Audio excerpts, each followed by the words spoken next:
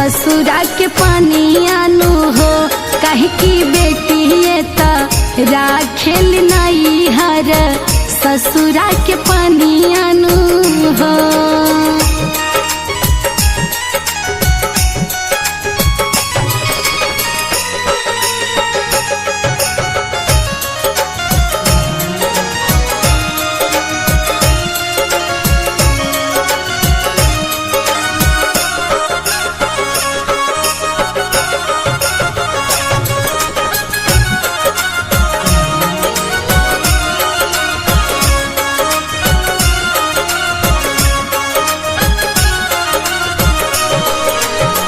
बबुनी में जावन खूबी बाटे नाही कौनो बबुआ में हो। बबुनी में जावन खूबी बाटे नाही कौनो बबुआ में हो। सहनशीलता के हाई मुरतिया सहजाली परेशानियानु हो। काहे की बेटी ये त राखेल नहीं हर ससुरा के पानियानु हो।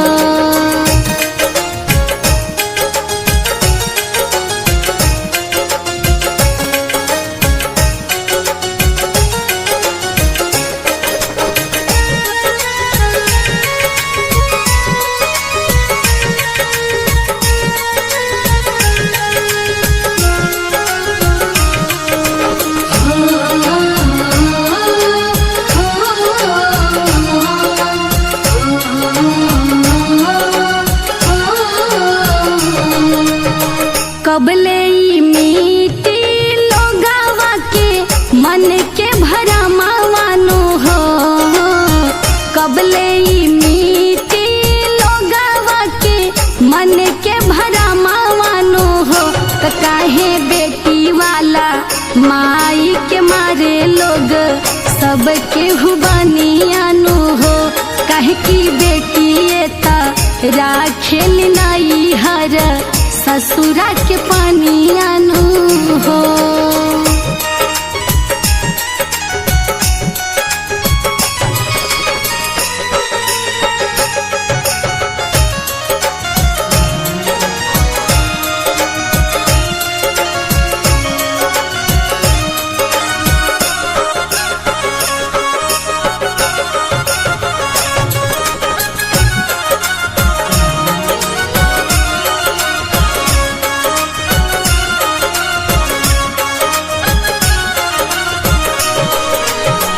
विजया राव कहस लिख के सगरी कहानियानु हो।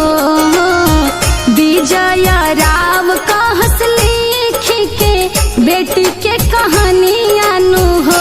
किया जुगाई के सबके सुनावेली अनिता शिवानियानु हो।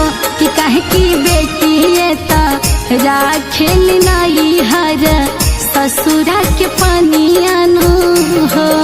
Recording by Angel Music।